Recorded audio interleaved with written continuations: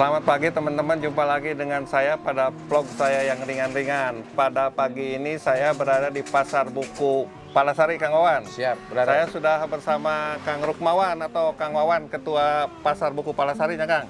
Ya. Sebetulnya sudah sejak tahun berapa Kang Pasar Buku ini berada? Jadi begini Kang, sejarahnya buku Pasar Buku ini dulunya di sekitaran Cikapundung, alun-alun atau belakang Faktori. Jadi sejak tahun 70 sebetulnya buku ini udah eksis di Bandung. Cuman waktu itu mungkin ada hari peringatan Konferensi buat Asia Afrika. Asia Afrika yang keberapa tahun 80. Mungkin dipandang kurang bagus atau gimana? Lingkungan sekitar Gedung Merdeka itu harus bersih mungkin ya? Betul. Kita dipindahkan ke sini. Sentralisasi. Dari tahun 80 kita di sini, Pak. Iya. Semuanya ada berapa kios, Kang?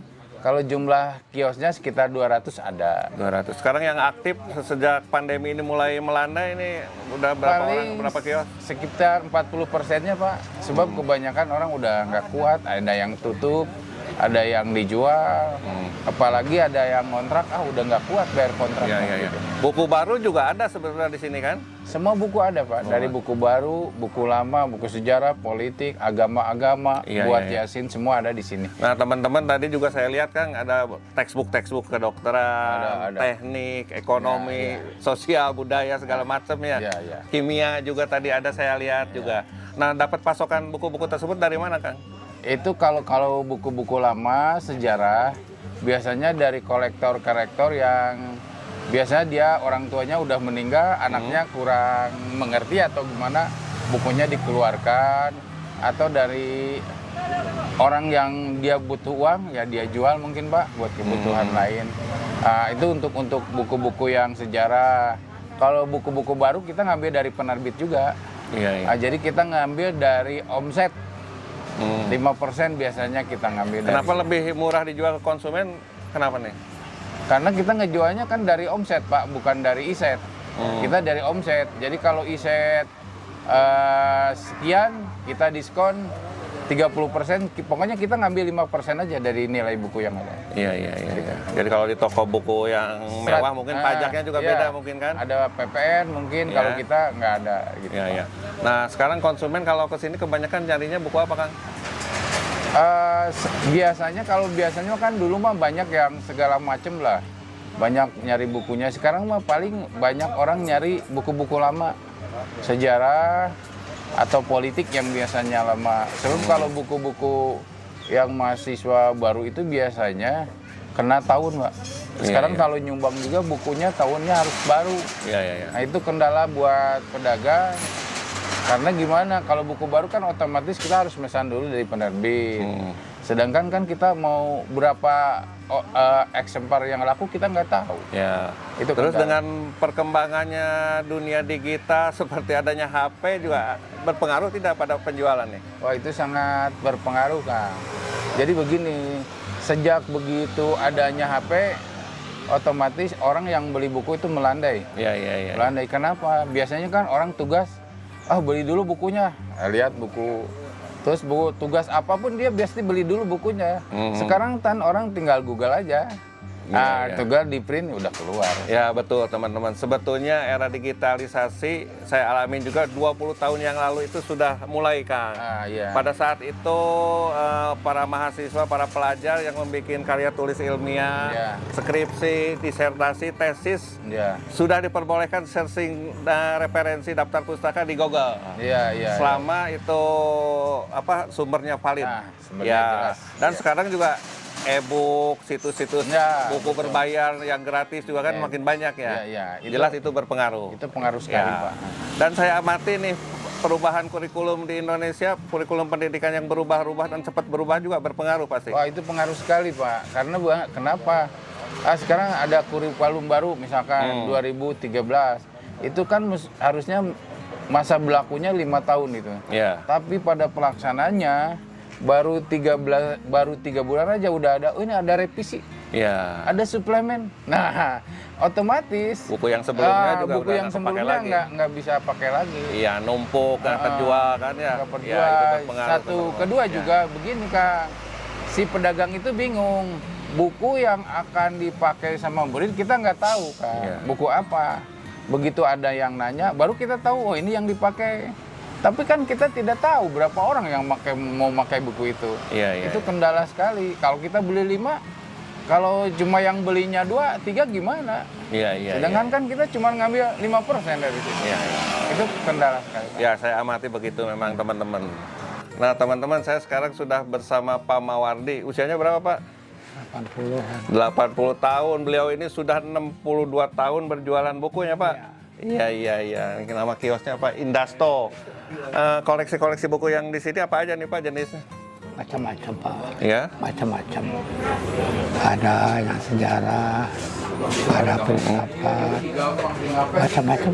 Iya. Katanya tadi pernah menjual buku yang paling mahal tentang sejarah berapa puluh juta dulu? Soal lama. Berapa? Masih bukan di sini saya waktu itu di Kosambi. Itu sering. Berapa juta dulu pernah menjual? Kalau dulu jutaan nggak gede-gede kayak sekarang ya. Paling tinggi 2 juta. 2 juta sudah banyak. Sudah banyak zaman dulu ya. Nah teman-teman, saya lihat koleksi di toko bukunya Pak Mawardi ini cukup lengkap juga untuk textbook lama nih. Ya. Saya lihat kedokteran juga bagus-bagus di sini. Tadi ada tentang diabetes mellitus, textbook biology, terus kamus kedokteran Dorlan ya Pak. Ya. Nih tentang anatomi juga ada current therapy, tentang tumor juga nih, drug interaction, interaksi obat, nutrisi, tentang nutrisi. Ada juga kamus Webster New York Dictionary, biology. Wah, aku cukup lumayan komplit nih. Tadi saya juga lihat ilmu pembedahan tentang telinga, kemudian pediatric dentistry. Kalau zaman sekarang teman-teman harga buku-buku ini mungkin sekitar 5 jutaan. Mungkin ini edisi tahun 80, 70-an, 90-an Pak ya.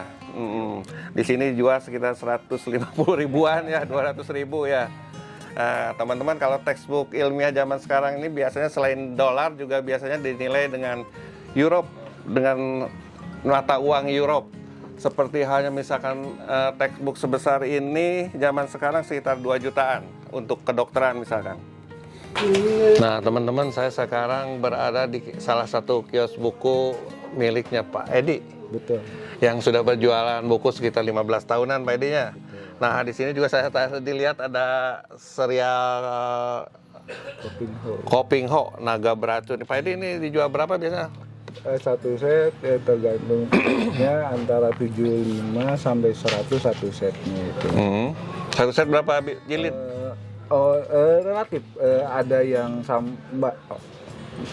petnya kan banyak, ada yang emang cuman berapa buku sampai ada yang 50 lebih kan. Petnya banyak itu Kopinho itu. Cetak ulang baru? Kalau ini masih cetakan lama. Penerbit Asmaran punya beliau juga kalau nggak salah penerbitnya ya? Punya ya, Asmaran Kopinho ya? Di Solo kalau nggak salah? Dia yang bikin sendiri. Iya. Judul yang paling dicari, yang paling terkenal apa biasanya? Semua judul emang untuk Kopinho mah banyak sih biasanya. Banyak penggemarnya. Iya. Koleksi kan. Iya. Yang belum punya nyari seperti penggemar itu. Masih ada, masih banyak. Iya, masih banyak. Cuman ya yang usia di atas 50 dia memorian lagi kayaknya. Iya. Di koleksi juga mungkin Pak Edinya. Iya. Terus pasokan ini dari mana aja Pak Edi? Biasanya saya dapat dari kolektor sendiri atau emang ada yang datang ke sini untuk menjual. Kebetulan saya buku-buku second menjual di sini. Katanya suka hunting buku juga. Betul. Saya biasanya mereka nelfon atau apa dapat buku saya kejar seperti itu. Pernah dapat buku apa yang bagus? Semua genre buku kayaknya dapat lah, dari yang tahun 1879 sampai sebelum kemerdekaan udah sering saya pernah dapat dari kolektor. Iya. Saya lihat juga teman-teman nih ada karya Leo Tolstoy, sastrawan besar dari Rusia. Judulnya Anna Karenina, kalau nggak salah ini udah diterjemahkan. Ada. Ya? Ada juga seri tetraloginya Pramudia Anantatur. Ini judulnya Bumi Manusia, Jejak Langkah. Yang dua lagi Rumah Kaca sama apa tadi?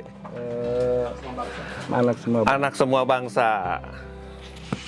Terus koleksi lain apalagi Pak Edi di kios Pak Edi ini? Kebetulan kalau untuk genre yang lama banget saya di rumah, itu mah khusus saya jual untuk kolektor. Biasanya buku-buku apa yang bagusnya? Antara lain? Tentang Indonesia tapi berbahasa Belanda. Pernah menjual yang paling mahal berapa untuk kolektor? Yang paling mahal berapa ya? Paling 9 juta. Apa itu? Lukisan Soekarno.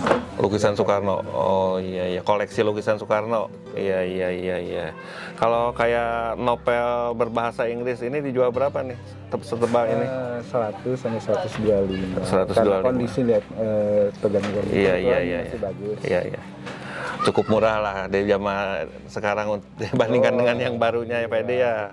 Iya. Nah Kang Wawan, harapan Kang Wawan sebagai Ketua Pasar Buku Palasari kedepannya nih apa untuk pengembangan pasar ini?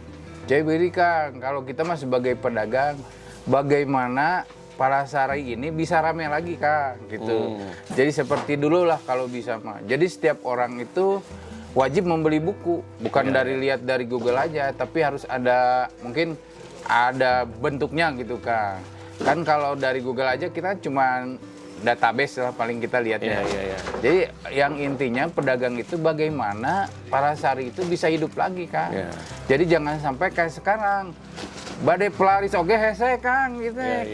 Jadi kumaha carana, baik itu kebijakan dari pemerintah atau kebijakan dari siapa aja yang memihak dari penerbit atau siapa, sehingga pedagang Palasari ini bisa hidup lagi. Harapan terhadap pemerintah Kota Madya Bandung apa nih? Ya, ini? Ada satu kebijakan yang memihak bagaimana buku itu jadi jangan sampai baru 3 bulan diganti, baru 3 bulan itu yang pertama. Kurikulum.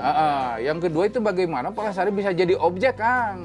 Bisa jadi objek pariwisata dulu pernah, sebetulnya. Dulu pernah waktu Ridwan Kamil si Palasari jadi objek wisata. Jadi orang yang ke Bandung itu ke Palasari dulu Kang, gitu. Nah, itu juga itu kedua itu.